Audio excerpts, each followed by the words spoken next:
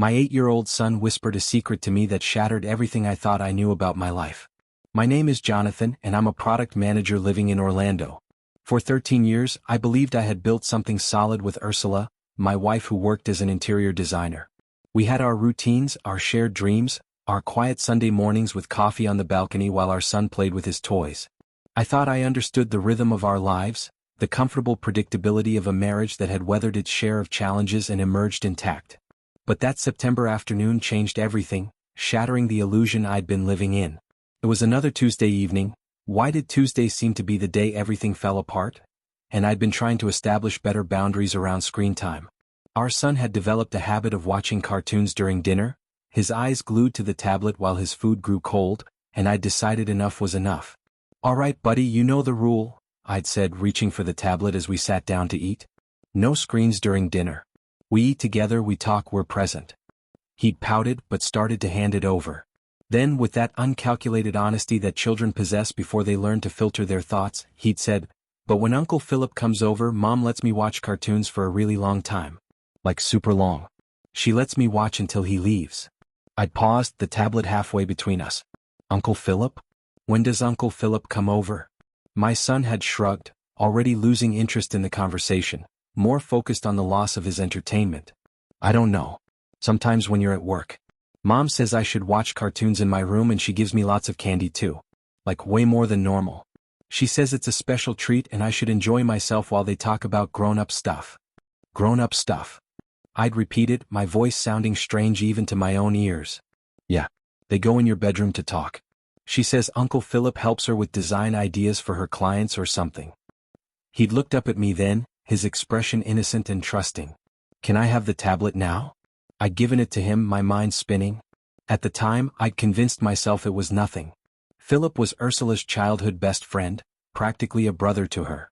They'd grown up together, gone to different colleges, lost touch for years. When he'd moved back to Orlando 3 months ago with his wife Victoria for a job opportunity, Ursula had been overjoyed to reconnect. I'd been happy for her, had even suggested we have them over for dinner.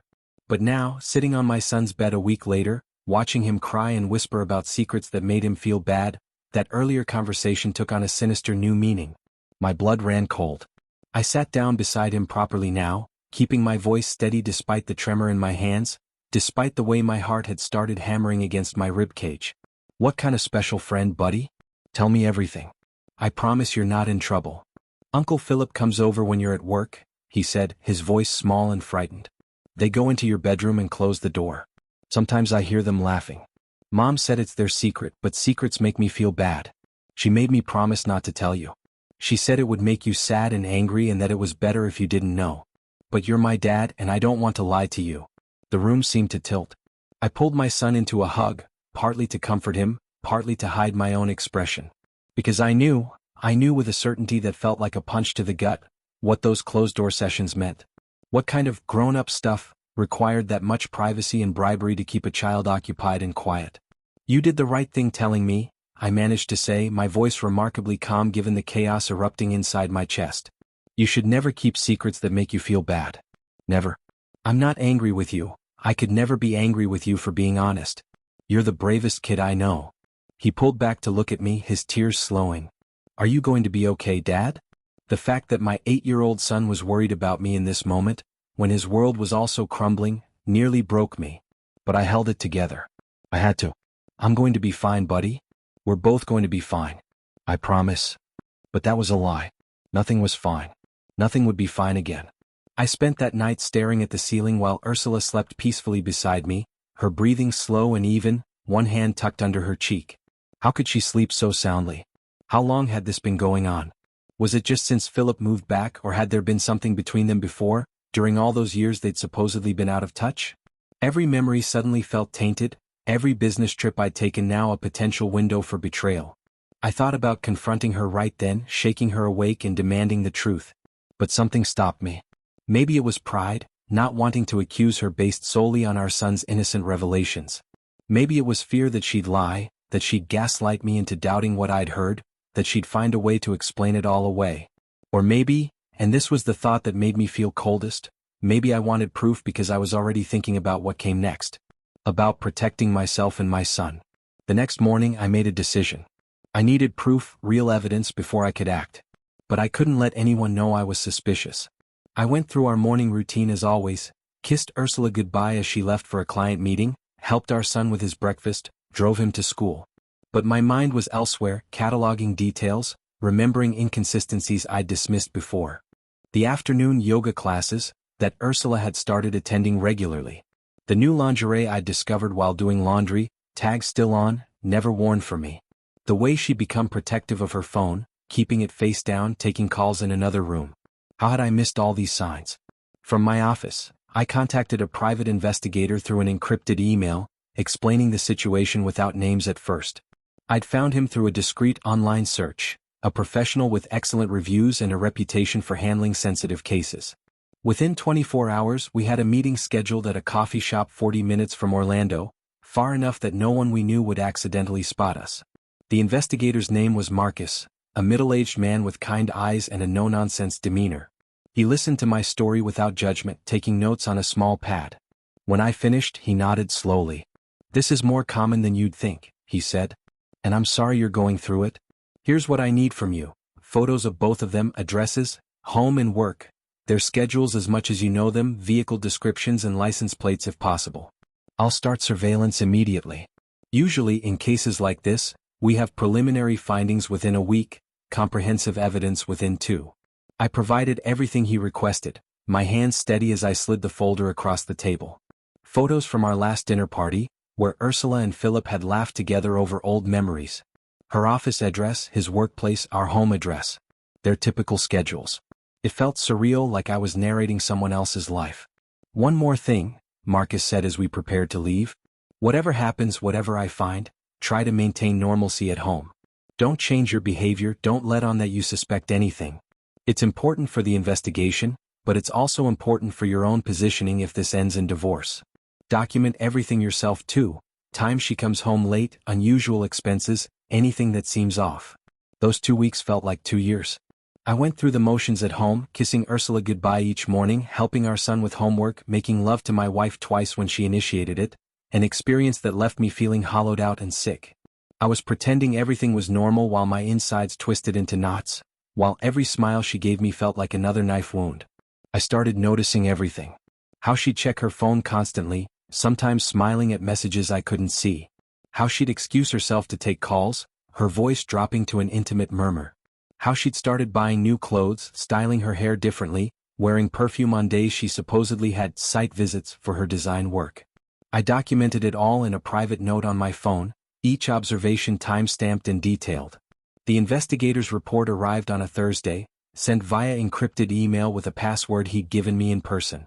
I was sitting in my car in the office parking garage during my lunch break when I opened it. My hands shook as I typed in the password, and then the file bloomed open on my screen. Dozens of pages, photos, timestamps, audio recordings.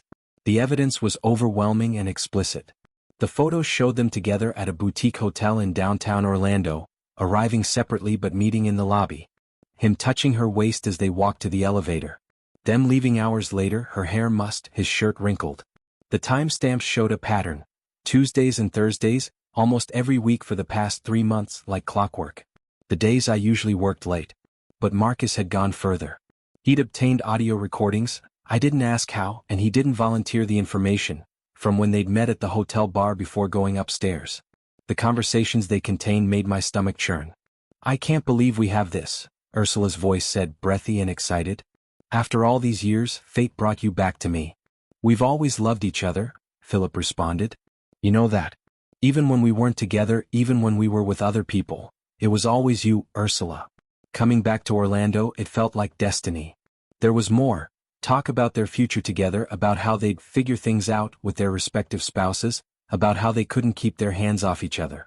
I had to stop the recording several times, the rage and hurt threatening to overwhelm my carefully maintained composure. But what made my stomach drop even further was a conversation from just 2 days prior, captured at a different location, a quiet restaurant across town. "I'm pregnant," Ursula said, her voice a mixture of fear and excitement. "What?" Philip's response was shocked. "But we've been careful." "Not careful enough, apparently. I'm 6 weeks along." There was a long pause on the recording. Then Phillip, could it be Jonathan's?" Ursula laughed, a bitter sound. We haven't had sex in over a month. He's always too tired, too stressed with work. No, Phillip. It's yours. I'm sure. We're going to do what we've been planning, Ursula said, her voice firmer now. I'm going to leave Jonathan. You're going to leave Victoria. We're going to be together like we should have been all along. This baby, our baby, it's just proof that we're meant to be. I sat in my car, the phone screen blurring as tears I refused to acknowledge filled my eyes. 13 years of marriage. A son who idolized his mother. And now another child on the way that wasn't mine. The betrayal was so complete, so absolute, that for a moment I felt nothing at all, just a vast empty coldness spreading through my chest. Then I noticed something else in the report. Financial records that Marcus had obtained through legal channels, accessing publicly available information and banking records I'd authorized him to review. Large transfers from our joint savings account to a personal account in Ursula's name only. $20,000 over the past month, moved in increments small enough that I might not have noticed during casual account checks. I immediately opened our banking app on my phone, my fingers fumbling with the password. There it was, our joint savings, the account where we'd been depositing money for our son's future education, for emergencies, for the life we were building. The balance was devastated. She'd been systematically moving assets, preparing for something. That's when I understood. She wasn't just having an affair. She was planning to leave, and she was going to take everything with her when she did. She was going to file for divorce, probably claim I'd been the unfaithful one or cite irreconcilable differences, and try to walk away with our son, our money, everything we'd built while starting a new life with Phillip and their baby. But she didn't know that I knew. And that gave me an advantage. I called my financial advisor that same afternoon, someone I'd worked with for years that Ursula had never met, a consequence of keeping our finances somewhat separate in the early years of our marriage, a decision that now seemed providentially wise. Richard, I need to move some assets, I said without preamble once I had him on the phone. Quickly and quietly. Richard was professional enough not to ask questions immediately. What kind of assets are we talking about, Jonathan? My personal investment accounts, my separate savings, my stock options from work, anything that's solely in my name. I need it moved somewhere safe, somewhere that won't show up in any standard financial disclosure. There was a pause. Are you getting divorced? I'm about to be, I said. And I need to protect myself and my son. Understood. I can set up an offshore account in the Cayman Islands. Completely legal, completely secure, completely invisible to anyone who doesn't know to look for it. Give me 3 days. Within 72 hours, a significant portion of my savings and investments, everything I'd accumulated before the marriage, inheritance money from my grandfather, my personal retirement accounts, had been transferred to an offshore account. It was a strategic move, not about hiding assets illegally but about protecting what was legitimately mine from a wife who'd already shown she was willing to steal from her own child's future. The money she'd stolen? I left it in her account. Let her think she was being clever. Let her believe she had the upper hand. The evidence of her theft would be far more valuable in divorce court than the actual money. Next, I consulted with a divorce attorney, the best one I could find in Orlando, with a reputation for aggressive representation in high-conflict cases. His name was David Brenner, and he came highly recommended by one of my colleagues who'd gone through his own difficult divorce. I laid out everything for David during our initial consultation. The evidence of adultery, the pregnancy with another man's child, the financial manipulation, the fact that she'd involved our 8-year-old son in her deception by bribing him with candy and screen time. David reviewed the investigator's report carefully, his expression growing more satisfied by the minute. This is exceptionally strong evidence, he finally said. Florida is a no-fault divorce state, which means you don't need to prove fault to get divorced. However, adultery and financial misconduct absolutely impact asset division, alimony, and custody arrangements. With this evidence, you're in an excellent position.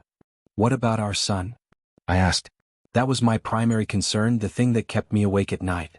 Can she take him from me? With this evidence? Unlikely. She's pregnant with another man's child, she's been conducting an affair during the marriage, she's stolen from joint accounts, and she's involved your minor child in covering up her infidelity. Any judge will look favorably on your custody petition. I'd say you have an excellent chance of primary physical custody with her receiving visitation rights. We spent the next hour strategizing. David explained the process, the timeline, what to expect.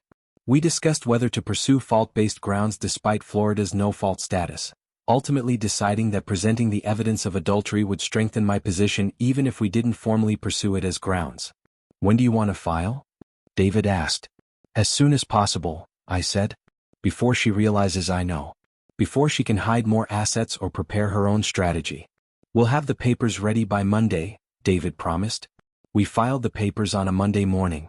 I wanted her to receive them in public, surrounded by colleagues, forced to maintain some composure. Maybe that was cruel, but I was past caring about her feelings. I was at work when my phone started ringing, Ursula's name flashing on the screen. I let it go to voicemail. She called again. And again. Text messages started flooding in. Jonathan, what is this? We need to talk. Please. This is insane. You can't do this. Call me back. Please. There's been a mistake. I can explain everything. I ignored them all. There was one more thing I needed to do. I called Philip's wife, Victoria. I'd gotten her number from Marcus's report, and I'd debated for days whether to tell her. Part of me felt it wasn't my place, that she'd discover the truth eventually. But another part of me, the part that kept thinking about her, 7 months pregnant and glowing with happiness, completely unaware that her husband was planning to leave her, couldn't stay silent. Hello. She answered on the third ring, her voice pleasant and unsuspecting. Victoria, I'm Jonathan, Ursula's husband. I'm sorry to call you out of the blue, but I think you and I need to talk. It's about Phillip and Ursula. There was a long silence. Then carefully, what about them?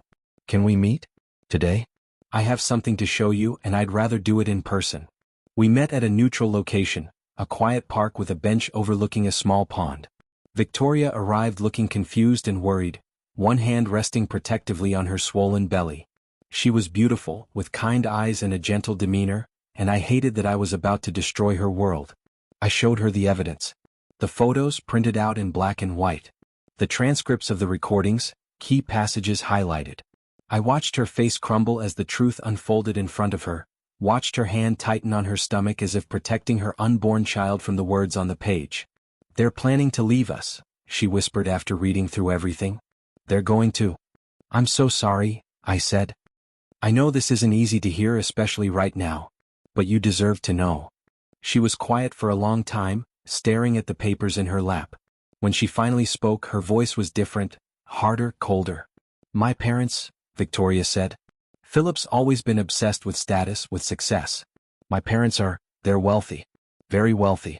He married me for access to their world, their money, their influence. I've always known it, if I'm being honest with myself. But I thought once we had the baby, once we built a family together, She trailed off, tears streaming down her face. I handed her tissues from a pack I'd brought, feeling like an absolute monster but also grimly relieved that someone else finally understood the depth of the betrayal. What are you going to do? I asked. I'm going to tell my parents, she said quietly. They're going to make sure he stays. That he doesn't destroy our family for some. She gestured at the papers. For this. We sat together for a while longer, two people whose lives had been shattered by the same two selfish individuals. When we finally parted ways, Victoria hugged me, awkward with her pregnant belly between us, and whispered, "Thank you. For telling me. For giving me a choice." The next few weeks were chaos. Ursula tried everything: tears, anger, promises to change, threats, bargaining. She showed up at my office, forcing security to escort her out when she refused to leave. She called my parents, trying to recruit them to her side, but I'd already told them everything. She even tried to use our son, asking him to tell me how much she loved us, until my attorney got a court order preventing her from involving him in the divorce proceedings. It was a mistake, she sobbed during one of the few conversations I allowed. Jonathan, please. We can go to counseling. I'll end things with Phillip. The baby, we don't even have to acknowledge it's not yours. Please don't do this. You made your choice, I said, my voice flat. You made it every time you met him at that hotel. Every time you lied to me. Every time you bribed our son to keep your secrets. Every time you stole money from our joint accounts. These are consequences, Ursula. Welcome to them. She claimed the pregnancy wasn't certain, that there was a chance it could be mine. But I'd done the math, and more importantly, I'd heard the recording where she'd confirmed to Phillip that we hadn't been intimate during the window of conception. Phillip, meanwhile, found himself in an impossible position. Victoria had done exactly what she'd promised, told her parents everything. They'd confronted him with an ultimatum: stay with Victoria, be a father to their grandchild, commit to the marriage and never contact Ursula again, or be cut off completely from the family and their extensive business network. Her parents had the power to end his career with a few strategic phone calls. His industry was small, connections mattered, and they had enough influence to ensure he'd never work for any reputable firm again. It was brutal but effective. Phillip chose wealth and security. He chose his unborn daughter and his wife's family money over Ursula and their unplanned pregnancy. Within 2 weeks of our divorce filing, he'd signed a post-nuptial agreement that Victoria's parents had drafted, binding him legally to the marriage and forfeiting any claim to family assets if he committed adultery in the future. Ursula called me when she found out, hysterical. He abandoned me. He chose them, chose money over our baby, over me. Jonathan, you have to understand, we made a mistake, but I love you. I've always loved you. We can get past this. But I'd heard her tell Phillip she'd always loved him. I'd heard her plan her exit from our marriage. Words meant nothing anymore. The divorce proceedings moved faster than Ursula expected. Her attorney tried to argue for half of everything, for alimony, for joint custody. But my lawyer presented the evidence methodically and devastatingly. The affair, captured in photos and recordings, the pregnancy with another man's child, and most damaging, the theft of $20,000 from our joint savings account, money that had been earmarked for our son's education. The judge, a stern woman in her 60s who'd presided over family court for decades, was clearly not sympathetic to Ursula's position. Ursula's attorney tried to spin it, talked about her contributions to the marriage, her career, her rights as a mother. But the evidence was too strong, the betrayal too complete. I was awarded primary physical custody of our son, with Ursula receiving supervised visitation rights until she could demonstrate stable housing and financial responsibility. The apartment, which was in my name from before the marriage, remained mine. The majority of our shared assets were divided in my favor. And the $20,000 she'd stolen? She was ordered to return it within 90 days, money that went right back into a protected education fund for our boy, this time in an account she couldn't access. She would receive no alimony. Her attorney argued that she'd need support, especially with a baby on the way, but the judge was unmoved. Mrs. Jonathan made choices that directly led to the dissolution of this marriage, she ruled. She also demonstrated financial irresponsibility by misappropriating marital funds. Under these circumstances, an alimony award would be inappropriate. The final hearing was on a gray December morning, 6 months after I'd first learned the truth from my crying son. Ursula looked exhausted, 4 months pregnant now, her belly just starting to show under a loose black dress. She'd lost weight everywhere else. Her face was drawn, her cheeks hollow, dark circles under her eyes. Phillip wasn't there. He hadn't been to any of the hearings, his attorney appearing on his behalf only when absolutely necessary. When the judge finalized everything, reading out the terms of our divorce decree, Ursula just stared at the table in front of her. No tears, no protests. Just defeat. As we left the courthouse, she tried one last time to talk to me. I was helping our son into the car when she approached, moving slowly, one hand supporting her lower back. "Jonathan, please," she said. "Can we talk? Just for a minute?" I looked at her, really looked at her, and felt nothing. No love, no hate, not even pity. Just emptiness where 13 years of marriage used to be. "We have nothing to talk about," I said. "I made a mistake," she said, her voice breaking. "I know that now. I'm sorry. God, I'm so sorry. I'm going to be alone with this baby and You made your choices," I said quietly, keeping my voice level for our son's sake. He was watching from the car, his eyes wide. "Every single one of them. You chose to betray me. You chose to betray our son. You chose to steal from your own child's future. You chose Phillip over your family. These are the consequences." "But he chose her," she cried, her composure finally breaking. "He chose money and status over me, over our baby. He won't even acknowledge this child exists. I'm alone, Jonathan. I'm completely alone." "Then you both got exactly what you deserved," I replied and walked away. 6 months passed. Summer turned to fall and life gradually found a new rhythm. I heard through mutual acquaintances, people I'd once considered friends of both of ours but who had firmly sided with me once they learned the truth, that Ursula had given birth to a boy in late spring. A healthy 8-pound baby she'd named Marcus, apparently after her grandfather. Phillip had never acknowledged the child. He'd stayed firmly with Victoria, true to his post-nuptial agreement and the financial leverage her parents held. Their daughter had been born 2 months before Ursula's son, and from what I heard, they were presenting themselves as a happy family, photos on social media showing smiling faces and carefully curated domestic bliss. Ursula was struggling. Her interior design business had taken a hit. Some clients had dropped her when word of the affair spread through our social circles. Others had simply moved on when her availability became limited. She was working long hours, juggling freelance projects and childcare for an infant, trying to afford rent on a designer's salary that had to stretch much further now. The apartment she'd found was in a less desirable part of town, a far cry from the comfortable home she'd shared with me. I'd be lying if I said I felt guilty. Maybe I should have, but I didn't. She'd made her bed, now she was lying in it. With Marcus. While Phillip enjoyed his daughter and his wife's family wealth, completely insulated from the consequences of his actions by money and strategic legal maneuvering. Meanwhile, our son was thriving. We'd moved to a better school district and I'd even started dating again. Nothing serious, just coffee and dinners with someone who made me remember what genuine affection felt like. The offshore account? Still there, growing with careful investments. Insurance for our son's future, for emergencies, for the life I was building for us now. We'd survived. We were surviving still. And that was enough. But I'd be lying if I said there wasn't a part of me, small, dark, but undeniably present, that felt a grim satisfaction knowing that Ursula's betrayal had cost her everything she'd wanted. Phillip was gone, choosing wealth and reputation over her. Her financial security was shattered. Her career was damaged. And she faced years of raising a child alone, a constant reminder of the choices that had destroyed her marriage. Sometimes justice doesn't come from dramatic confrontations or elaborate schemes. Sometimes it comes from simply protecting yourself, documenting the truth, and letting someone's own actions determine their fate. Thank you for watching this video. I see that 99% of you are still watching videos without subscribing to the channel. Perhaps YouTube will no longer offer videos from this channel in the future, so I recommend subscribing. This will also allow me to see what stories you are interested in, which will motivate me to release new videos. Also, keep writing in the comments what stories you would like to hear. I try to read all the comments and choose topics for videos that appeal to the maximum number of subscribers. Now you have a playlist on your screen where you can find more stories that were released before you found this channel.